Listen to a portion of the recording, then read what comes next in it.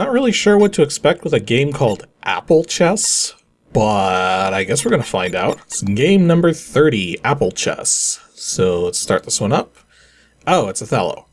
Or Reversi, or whatever you want to call it. At least that's probably what it is. You see this quad of two different colors, and you pretty much assume it's going to be Othello.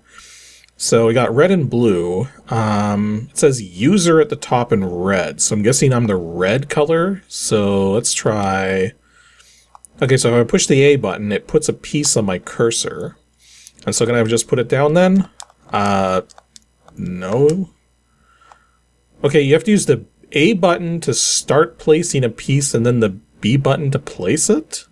Okay, it's kind of weird that you gotta use the A button to start placing a piece and then the B button to stop. But the thing is that now I'm just always placing a piece, so I don't know what's up with that. Well, the question now is, how good is the AI for this game? So I'm gonna put my piece here. So I guess now that I've actually got a piece out, all I have to do is press the B button to place pieces. So let's see if the AI actually has any skill at this game. Well, I mean, so far the AI seems to be doing pretty well. In fact, maybe a little too well, but we're about to get a diagonal right here. So clearly the AI is missing a few things here. Because once you have a diagonal piece, that's pretty good in Reversi. Although the AI does have a couple side pieces set up too now, so, you know, it's going to be a little tricky, but I'm pretty sure I can handle things here. So yeah, the AI just left me a 5-piece capture right here. Although one thing I find annoying is that the score numbers at the bottom of the screen, they're both blue, but it's the one on the left, which is mine, which should be red, and the one on the right, which is the AI's, which is blue and should be blue. So yeah, I've kind of set up an interesting situation here. So if I put my piece here, what's going to happen is it's going to capture a couple pieces now. And the AI should be in a position where he's not going to be able to do anything about the top row there. And what I'll be able to do on my next turn here is capture all 3 of those on the top row. And the AI also kind of left a little opening for me. So in a moment, I should be able to get all of these, as well as the one that's directly below me. So yeah, at least the AI skill isn't like superhuman or anything here. It seems like it's playing at a reasonable level, as opposed to like incredibly difficult. But then I'm not exactly an expert Reversi player or Othello player myself, so I don't have any real means of gauging just how good the AI is here. But I will say, usually my games against AI opponents in Othello don't go this well. So I think the AI is performing a little worse than I would expect. Like, one of the big keys to playing a good game of Othello or Reversi is try not to make it possible to allow your opponent to get on the other side of you, which is why I've sort of been clustering everything on the side there. Although the AI did get a pretty good move in there, but I think I can counter that fairly well. So yeah, what the AI just did here, I can put a piece in the corner here now too. And now that I've got 2 corners, that's pretty bad news for the AI. But yeah, you never know. He still has a shot at it.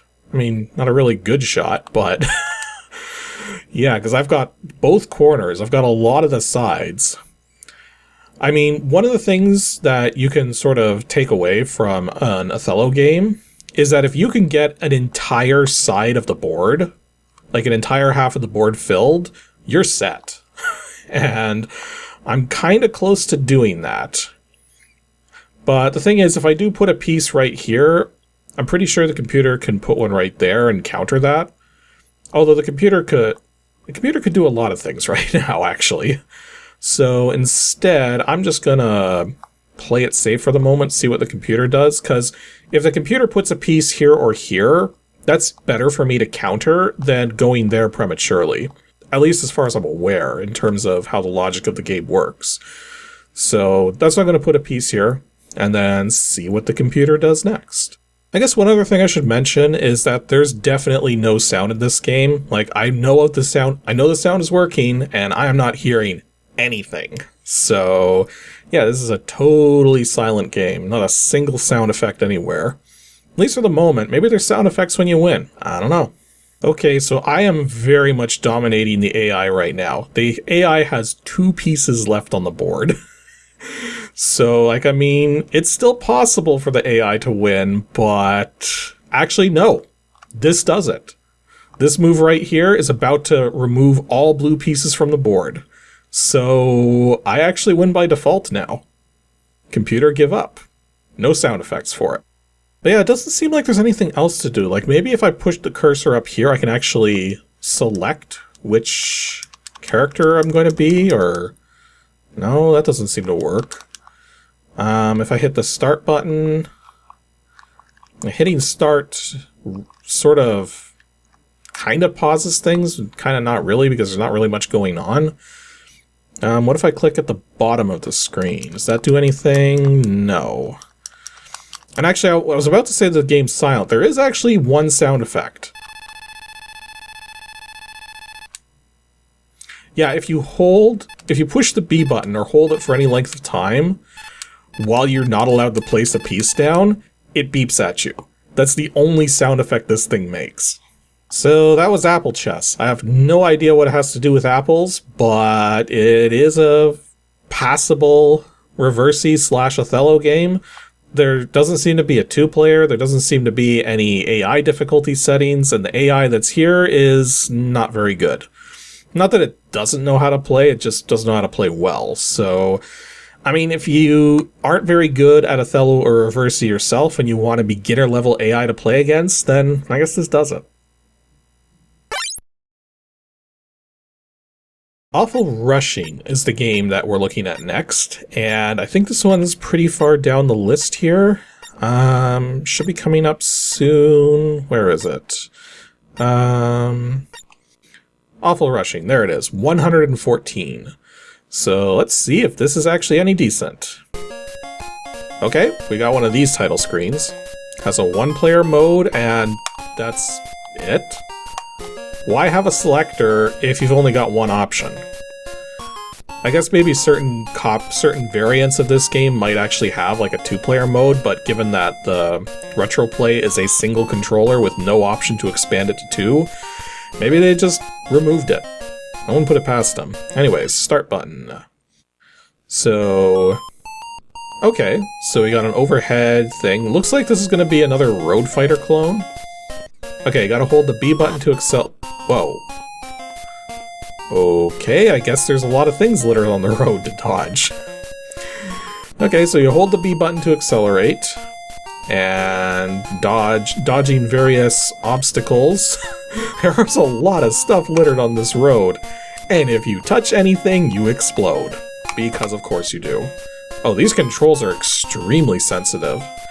And also slightly delayed because I'm playing this through video capture, so that probably doesn't help matters. But yeah, Road Fighter is one of those quintessential sort of games that you tend to run across a lot when you're diving into any kind of clone consoles and stuff, because it was frequently pirated in those multi-game carts. And yet Road Fighter, I don't think the NES Road Fighter had North American release. I think it was Famicom only. I could be mistaken about that. But the thing is, it's cloned so much that one way or another you're gonna run into a Road Fighter clone somewhere. Although I can say with absolute certainty this plays nothing like Road Fighter. This plays really bad. Okay, I guess we ran out of time. Oh! All we lost was an extra life for running out of time. Interesting. So, like, normally in the way Road Fighter works is you just get one life, but this is actually giving you multiple lives.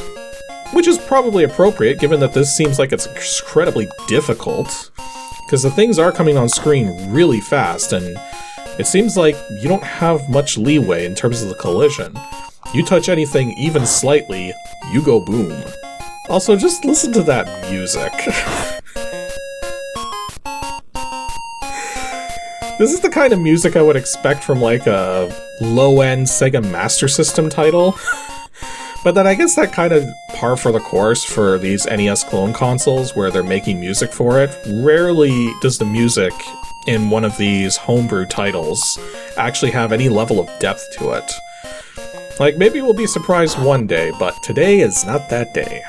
Okay, one thing I'm noticing about the road here is it seems to be 7 tiles wide, in that there seems to be like 7 tiles of space, and everything, all the obstacles, even the other drivers on the road, seem to be aligned to this 7-tile wide grid. So maybe if I can find a good way to like stay within the bounds of this invisible 7 wide grid, maybe I'll survive better. Like, I think I'm riding in the middle of one of those, whoa. Except obstacles do show up on all of the different grid lines. Yeah, so see, that wasn't quite far enough to dodge that one. But maybe right here? Okay. Let's see if I can keep myself aligned in this particular... Nope. Yeah, unless there's a pattern to it. Like, maybe the pattern isn't random. It kind of actually does feel like it might not be random. But I'm not sure if I want to memorize this pattern. And in fact, I'm not even sure how long this level is going to be. Just that I keep hitting things, and that's not conducive to winning. And again, the controls are really sensitive. So you've got to be like... have as light a touch as you can, all things considered. But at the same time, things are coming at you so fast. Like in the actual Road Fighter game, if you hit something, you start to spin out. And depending on the direction you're spinning out in, depends on how you need to counter that to stay alive. And if you don't counter it properly within a certain number of frames, you die. Yeah, I don't think I'm gonna be winning this stage. And now it's officially game over. Well, let's give it another try. I wonder if there's like a different speed. Like in Road Fighter, you have 2 different speed, like 2 different gears. There's a first gear and a second gear. And the gear you accelerate in depends on if you're holding the B or the A button down. And one of them will accelerate you fast, but only up to half of your top speed, while the other one accelerates you slow, but up to your maximum top speed. So, I wonder if the same thing's going on here, because I'm holding the B button right now. If I hold... I kind of want to get up to speed first before I try holding the A button. So, let's see if we can do that. Okay, and now hold the... Darn it. Okay, let's try... What? Really? Okay, let's try this again. Holding the B button, and immediately run into something. There's so much stuff on this road. Okay, and holding the A button, oh wow. A button does nothing. So apparently you only have 1 gear. So, yeah, pushing up or down doesn't do anything either. You just have 1 gear, left and right controls, and that's it. This might actually be one of the worst Road Fighter clones I've ever seen. Like, I kind of want to see if there's an end to this road, but I keep dying all the time because everything's so sensitive. Maybe if I stay on, like, the outer lanes. Do I die if I go all the way off the road? No, I don't. Hello. I think I just found an exploit. You don't die if you run into the sides of the roads. That makes it way too easy to stay on the one side of the road. Look at this. I'm just cruising along now. Okay, if I'm gonna reach the end of the level, this is the only way I'm doing it, because I am passing everything. Okay, let's see if I can actually make it to the end of this stage with this little trick here. I'm focusing really hard, too, to make sure I don't hit anything. I haven't hit anything yet, and I'm still going. Come on, let's see. Oh, wait, no. Oh, finally hit something. I went 50 ticks without hitting anything. Like, I mean, surely that must be a record for anyone. Okay, now I hit 2 things. Okay, can we still get to the end of the stage despite hitting 2 different obstacles? If that's not the case, then I'm gonna... Okay, 3 obstacles. I'm kind of thinking in the back of my head, how many obstacles can you hit in a Road Fighter stage and still make it to the end? It's a surprising amount. So if we don't make it to the end of... Oh, we did! There is an end of the stage! I had 9 seconds left on the counter. That's like no margin for error. Well, I guess we're gonna try the same trick here. Stay on the side of the road since the edges of the road don't kill you. Oh, but this is way more... This is feeling more cluttered already. That's not good. Okay, so still surviving for the moment, but I suspect it's not going to stay that way. Now, I think I noticed at one point that even the other vehicles on the road can actually hit the obstacles if they're unlucky. Yeah, that just happened there. That's kind of interesting that despite the fact the obstacles are clearly there for the sake of the player to run into, that there's code in place to have the other drivers on the road hit those obstacles as well. Okay, I've hit a lot of things now, so I got a funny feeling I'm not going to be seeing the end of this stage. But I'll keep going. Because maybe there'll be like a slowdown near the end. Or no, I'm not going to make it at this point. I've already hit like 7 things. Now 8 things. Because the way it resets you isn't very nice. Yeah, I think this is going to be a time over. Yeah, if the road felt a lot more cluttered here in stage 2. I mean, I can give it another shot. Still got a live lift, so let's see if I can do this. Also, I'm noticing it's the exact same music in this stage as it was in the first stage, so we got one music tune for the entire game. Brilliant. Well, my little trick may have worked for the first stage, but it doesn't seem to be working so well for this stage. So, I got 15 seconds left on the timer. They do actually feel like proper seconds, but I don't think I'm going to make it to the end of this stage here. So, 5, 4, 3, 2, yeah, I'm done. Oh well.